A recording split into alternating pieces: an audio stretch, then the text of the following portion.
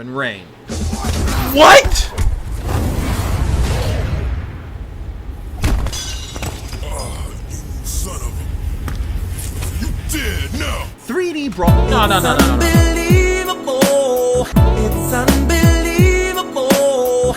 It's unbelievable. It's unbelievable.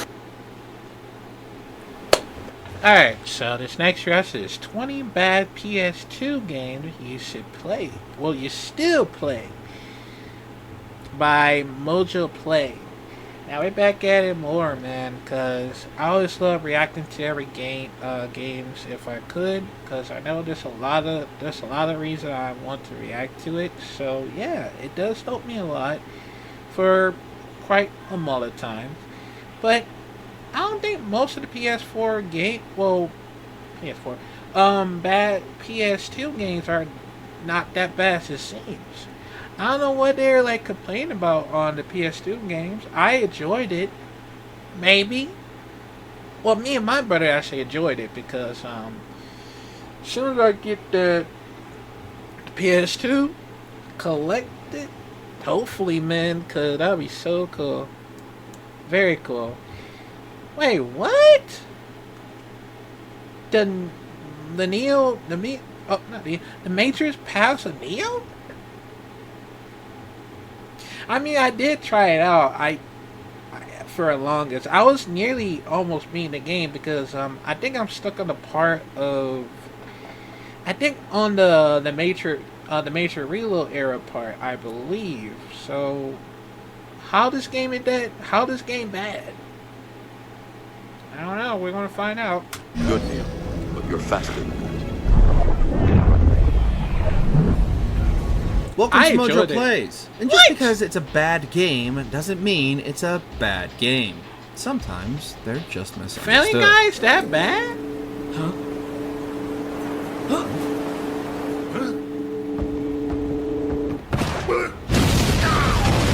Before we continue, be sure to subscribe to our channel and ring the bell to get notified about our latest videos. Heat Seeker. Heat Seeker? I haven't played that. Incoming enemy! Sometimes a game releases too late to really capitalize on its potential, and that's exactly what happened to Heat Seeker.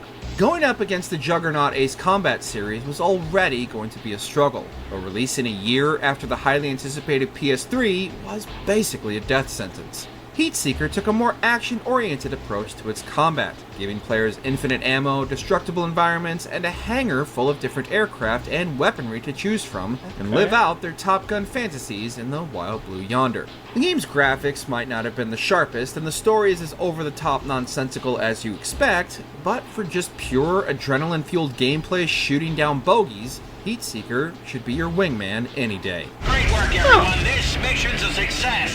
Bring them home. Ghost Rider. So now Ghost Rider? Johnny is in hell.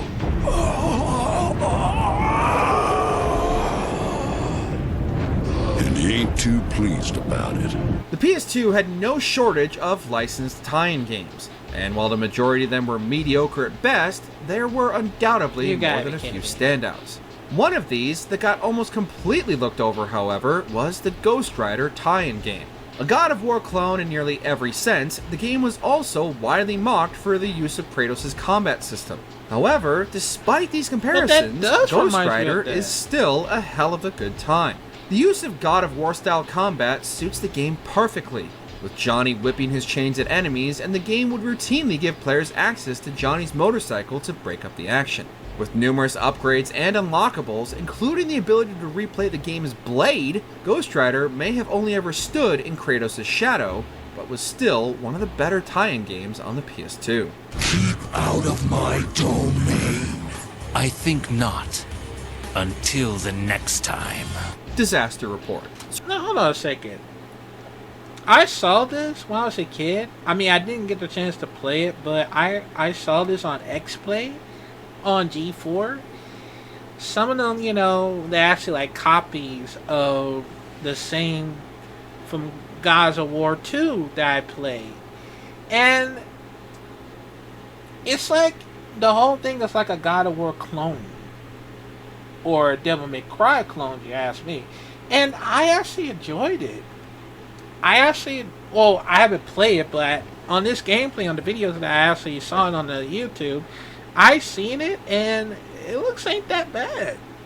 I don't know why, but I guess, like you said, I guess it might have to do like a timing and all that type of stuff, but I would definitely love to get that for when I'm doing this collection soon, hopefully. But yeah, let's continue.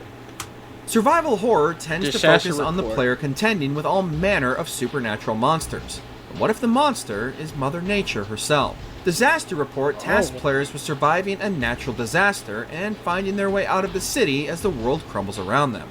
In addition to maintaining their own health and well-being, as well as their companions, the player must also investigate the cause of the disaster, which can lead to one of several different endings and branching paths for exploration.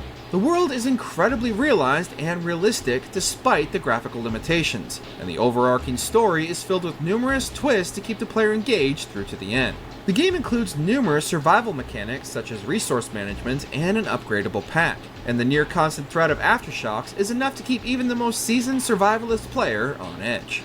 Judge Dredd, Dread vs. Death. The most feared and respected of all the judges I haven't is tried out that Dredd. one too. He is the law. Judge Dredd might be the law, but his video game outings have left a lot to be desired.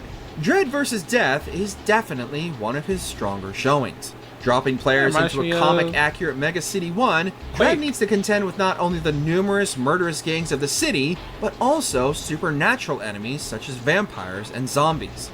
The game's combat is solid, and making use of Dredd's numerous ammo types on the game's varied enemies will reward players with different unlockables depending on their score. With a wide variety of environments, as well as the ability to play the game cooperatively or jump into the surprisingly fun multiplayer mode, Dread vs. Death might not be the definitive Dread experience like RoboCop Rogue City, but it's the closest this judge has come so far, and fans of the series will not be disappointed. On my way, That looks Control. fun. Dread out.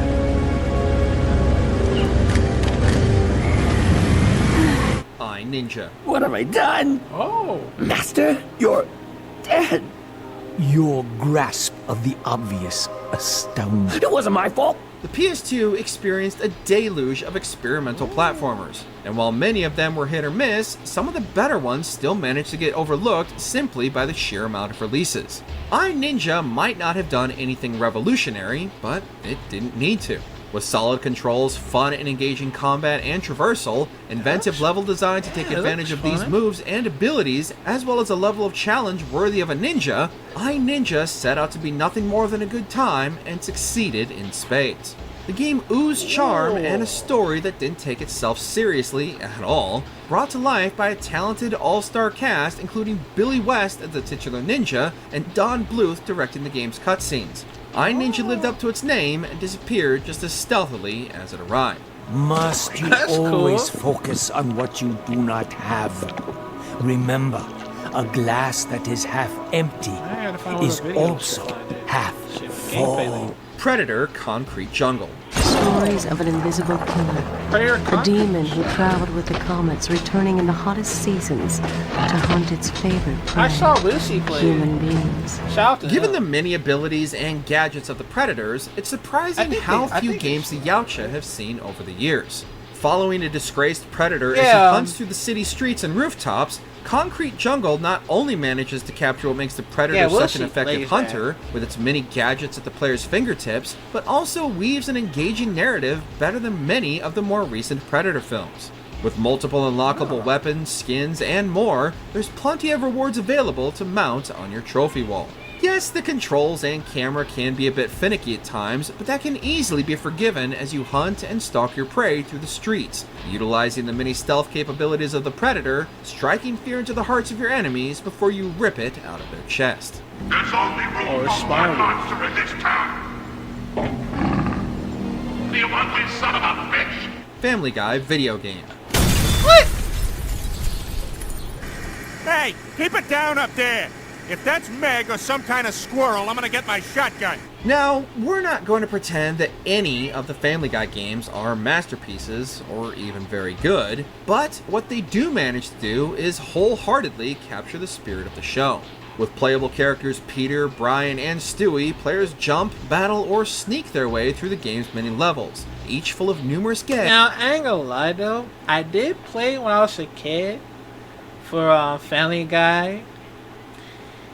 This one ain't that bad, but I was struggling out throughout, sneak past, Brian sneak past through one of the peoples,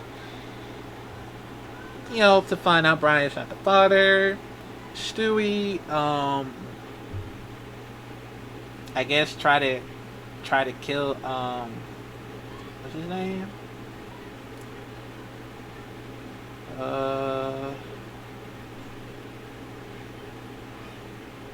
I think his name was Bertram. Yeah, Bertram, I believe. Yeah, Bertram. His arch nemesis. And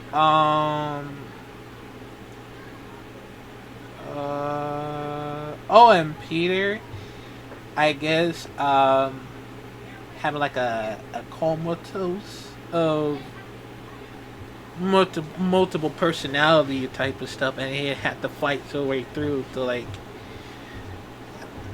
I mean, I don't know how, but that's a bit of crazy. But I actually enjoyed it because I did play throughout on the PSP, which I forgot, but I managed to play it through 100%, and I figured the whole thing out of everything on it. So I did beat the game twice, so yeah, it does help me a lot. But I don't think this game ain't that bad for Family Guy. It looks actually fun, but also more fun than Family Guy Back to the Multiverse, which I haven't played since I forgot about it. It looks more fun than always. So yeah. The Family Guy Back to the Multiverse is actually more fun than the first one. So yeah. Eggs and references to the show. The camera can tend to get in its own way, and the gameplay is as basic as you can get, but you're here for the characters, world, and hilarious writing that made the show such a hit. This was a game designed purely for fans of the show, and it shows. But if you're just looking for a fun game with a great sense of irreverent humor, the Family Guy video game is a good waste of time on a weekend whose jokes will stick with you longer than its gameplay. I learned something today. You can't always trust your feelings. Especially after watching 5 straight days of Mr. Belvedere with no sleep, and while constantly getting hit in the head by a very coincidentally large number of objects. Urban Reign. What?! You son of a...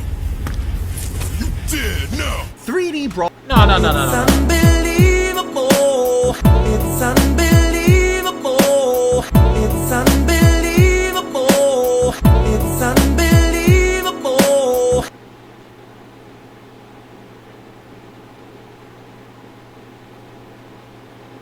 Are you serious right now? Are you serious? Urban Reign? The game that I just played when I was a kid? And I played the hell out of it? And they say the game was that bad? I don't know. Now I'm gonna use the running power bomb and slam you right through the goddamn wall. Whoever said that game is that bad is going to be serious repercussions. And I'm telling you, bro, like I don't understand how Urban Reign's that bad. I enjoyed it. At least you gotta master whole entirely thing, like counters and all the combos, all that type of stuff. Like, are you seriously? Are you kidding me right now, bro? Urban Reign is one of the best PS2 games I ever seen in my entire life. Like, it combines with Tekken and Soul Calibur. It all makes sense to it. And I don't understand why they hate on Urban Reigns. Like how? Do you don't understand how to counter everything? Cause I would have did the same thing if I ever wish. Yeah, cause there's no way in hell that would actually happen throughout. Cause if you can't master it, you're doing it wrong. Like, come on, man. I'm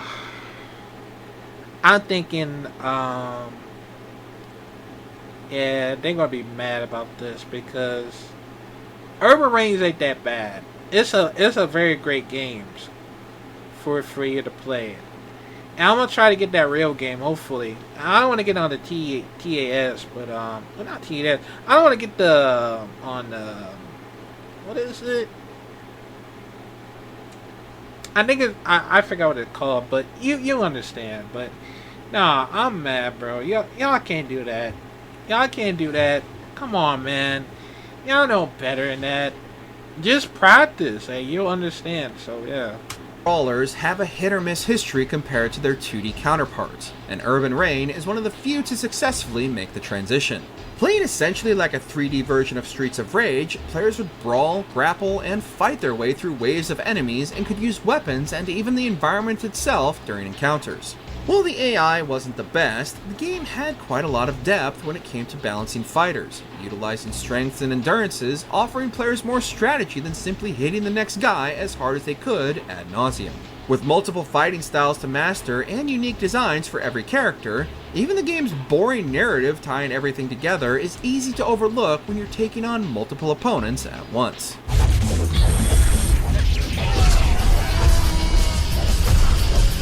GoldenEye Rogue Agent. GoldenEye, really? I never played that. I checked it out. And reclaim what he took from you.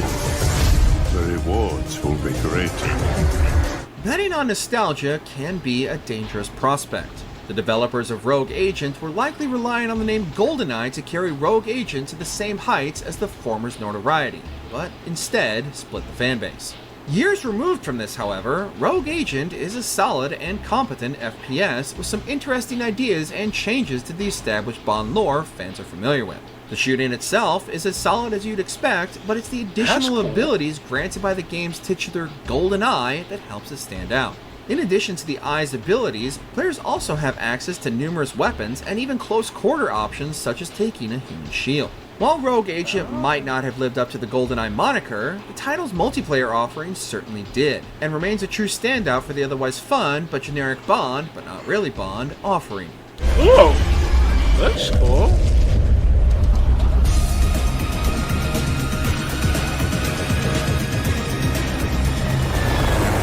Headhunter. You and me, we were real close. I was number one, you were right up there at second best.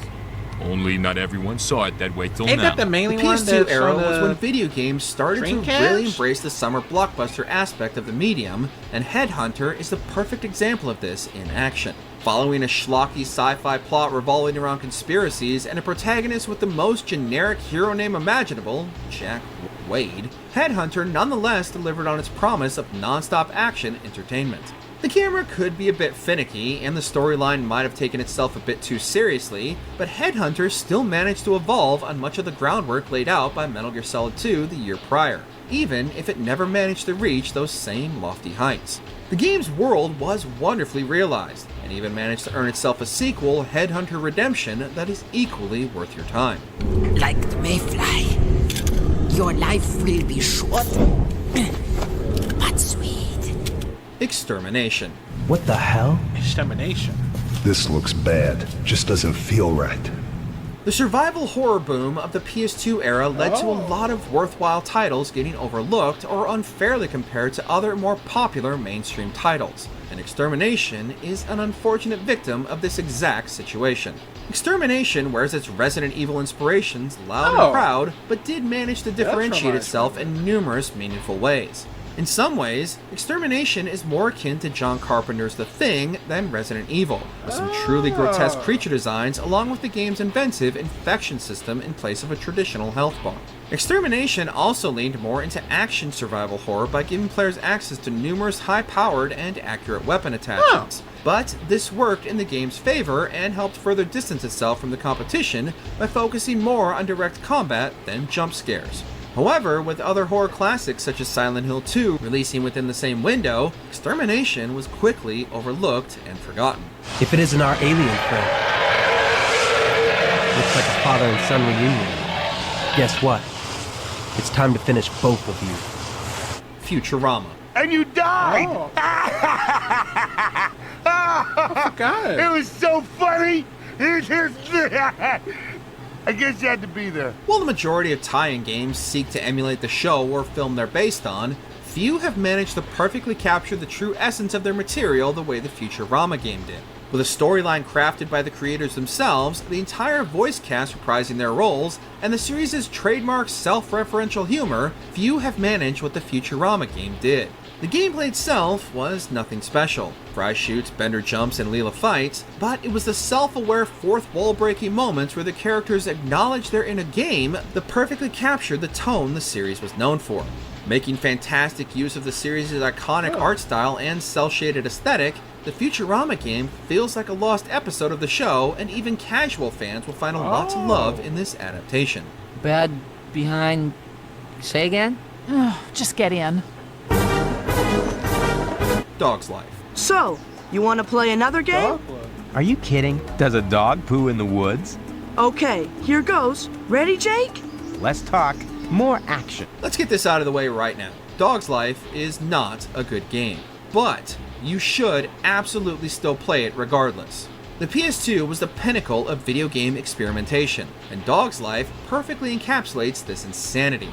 Dropping players into the adorable and sarcastic pup Jake, players need to use all their canine abilities to find and rescue the other dogs of Clarksville before they are caught and taken to a factory to be turned into cat food. What else would you expect from a game where farts count as a weapon? In addition to flatulence, players have access to smell-o-vision and can explore the countryside to complete challenges against other dogs in between the game's main story missions. Despite the ridiculous premise, the game is endlessly charming, and Jake's sarcastic personality eventually becomes endearing, all culminating in one of the wildest endings in a kids game ever. Miss Peaches is cat food.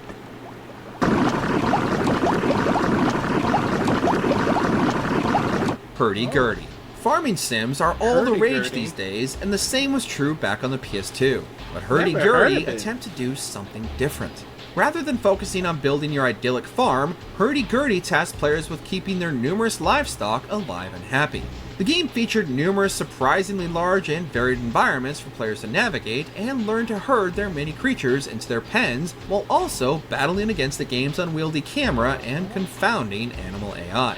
However, despite these shortcomings, Hurdy-gurdy is relentlessly charming, with its color pastel art style and calming music and ambiance. Full of entertaining characters, a well-written script, and numerous gadgets to make herding and environmental navigation and traversal easier, Hurdy-gurdy took the genre in a fun, new direction, and were it not for some technical limitations, might have been one of the best, but is still more than worthy of your time. Jet Li, rise to honor. Find out who's behind this. I played that when I was a kid. What the hell?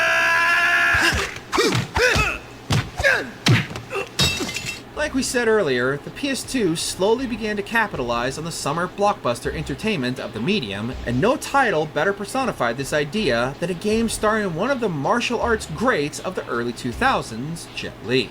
By pointing the right analog stick towards the nearest enemy, players could unleash any number of moves, including environmental attacks, to both defeat and humiliate their foes. The story itself did a decent job, but had been told numerous times before, and better. It mostly just served to funnel the player from one combat encounter to the next, but it was still well told, and Li's performance remains a standout. But that's not what you're here for, and this is certainly a game where the gameplay carries the experience. Fans of Sifu will not be disappointed in giving this one a try. It's over now. That's crazy, because I did play Jet Li Rise of Honor when I was a kid. My mom actually got me for my birthday And I ain't gonna lie though, it looks actually fun, but it's actually struggling for quite some times when it comes for some of the parts that I've been stuck on. But I did enjoy it anyways because I don't know. Maybe I wasn't like playing it right sooner or later, and maybe like I had to like time it right and all that type of stuff. The only thing I stuck on is the motorcycle parts that I remember, and I don't know how, but it was actually a very struggling situation. So yeah. Oh, of course, the Matrix Path of Neo. Matrix Path of Neo. I just played that once again. Like this. That's why it's going to work. You could theoretically swap this entry for Enter the Matrix, Oh, yeah, and our I remember point would still stand. But whereas that game was a tie-in to the movies, the Path of Neo recounts and expands on what players already know about The One. By finally giving fans what they had been demanding since Enter the Matrix, fans were given all the powers of Neo and not only replayed key moments from the film trilogy, but encountered new areas and enemies. And since the game was written and directed by the Wachowskis, all of it is considered canon. The action was fluid and fast-paced, the bullet time was as glorious as ever, and the final boss fight against Agent Smith went above and beyond the films, while acknowledging the creators wanted something more video gaming to close out their retelling of the films, and it's arguably all the better for it.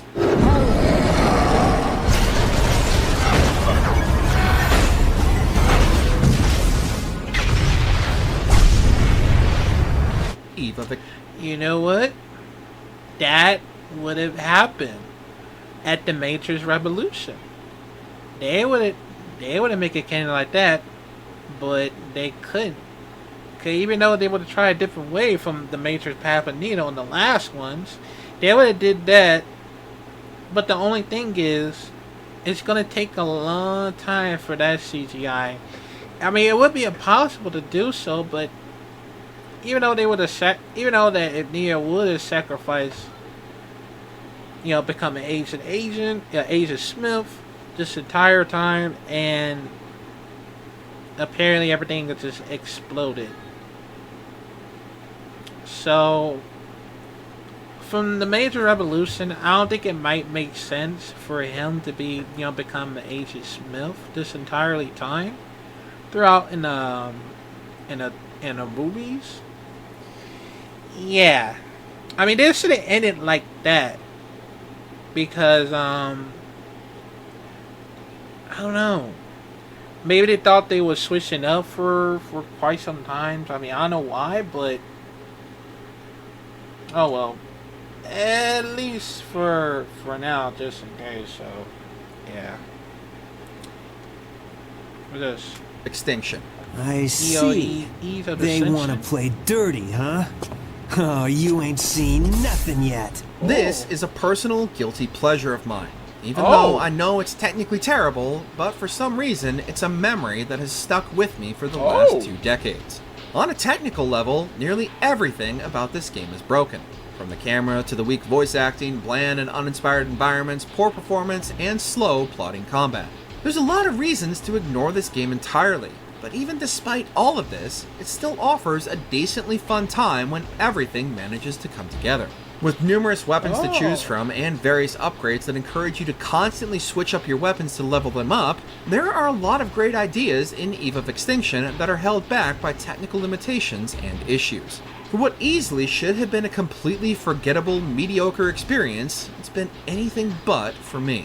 We didn't want to die. I see. But at least my plan was not a total failure. The Bouncer. What's with the sour face? You're scaring away the customers. Sorry. Just doing my job. Yeah. With the dawn of a new age of consoles with more graphical power than ever before, developers sought to make their games more cinematic, and naturally, Square was one of the first to take advantage of the hardware. One of their first releases, The Bouncer might have landed with more of a thud than the rapturous applause they were hoping for, but The Bouncer still delivered a decent, and even by today's standards, a graphically impressive showcase. With multiple brilliantly designed characters, a surprisingly deep combat system with upgradable moves and RPG-style progression, and an engaging narrative unlike the genre was known for, along with a branching narrative depending on which character you choose at the start of each mission, the Bouncer still delivered a complete experience for players to enjoy, even if most of the experience was only skin deep. The burden of having to be the best, of having to be worthy! You think I'm gonna lose to someone who's only motivated by resentment? Resident Evil Dead Aim. Oh, Resident Evil seems to arrive. Hurry up, Paulie! Resident Evil Survivor on the PS1 might be one of the most disappointing entries in the entire RE franchise, but that didn't stop Capcom from giving the formula a second chance. Opting to include a third-person perspective when exploring, Dead Aim managed to capture the spirit of the Resident Evil titles much more than its predecessor. The switch to a light gun style aim was still jarring, but thanks to improvements to the controls, it was easier than ever to nail those headshots on the encroaching zombies. The characters might not be as interesting as Chris, Jill, or Leon, but they do their best with what they have, and the atmosphere and graphics hold up surprisingly well. Overall, the game still offers a so bad it's good kind of playthrough on a lazy afternoon. Sorry, but my dance card is full.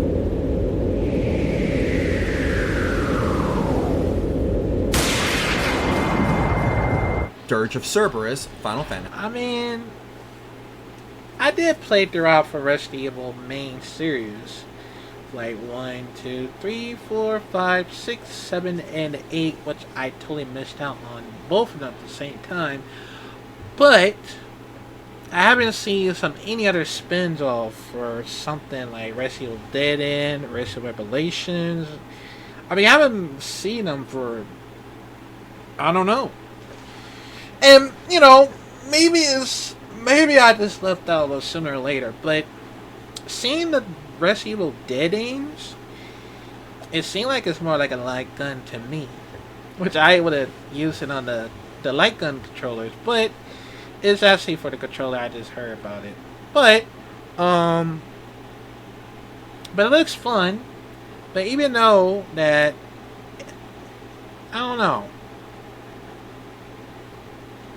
because I think it's referring to from Resident Evil Survivors 1 and 2. Am I correct? I know. Let me know comment down below. And, you know, yeah. I see 7. Oh.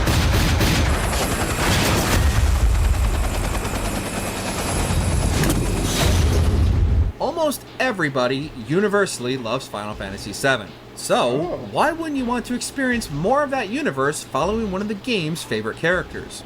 Well, you can, sort of. Set 3 years after the base game, Dirge of Cerberus subverted fan expectations of another classic turn-based entry by instead giving them an action-heavy third-person shooter.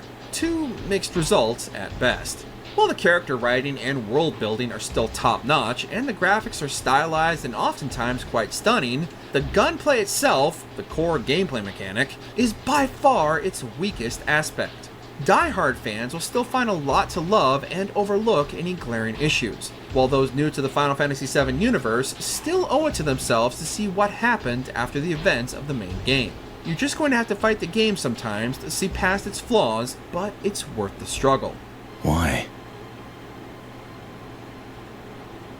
I'm the one who should apologize. Which PS2 game do you know is technically bad, but you love it anyways? Share your picks in the comments below. Did you enjoy this video? Check out these other clips. I mean, I ain't gonna lie though, most of these games aren't that bad.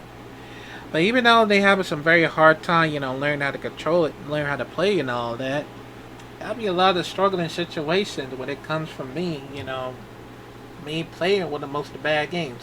But the other thing was terrible was Bad Boys Miami Takedown that I remember playing it. It was a terrible voice actors. And a terrible, I don't know. I mean, I enjoyed it a little bit, but I don't know, man. I don't know, because a lot of these need to be answered of how, you know, how in Will Smith and Mark Lewis not be in for the first time, voice acting on the Bad Boys Miami Takedown? I don't know how, but I guess it was like too expensive, so they had to bring one of the most terrible voice actors to actually sound like them. I don't think so. I don't think so. Okay, so, but yeah, but I actually enjoyed it, man. But the only thing that made me mad is Urban Reign. This game ain't that bad. That game was actually fantastic. And I should probably get it next time when I'm doing this collection. Hopefully. But I enjoyed it, man. But let me know, comment down below what y'all think about it. What is the game that you actually play it, but it's not that bad? I don't know. Y'all let me know, comment down below, and I'll see you in the next video. Damn. I still can't get over that, man. That made me mad. I don't know why, but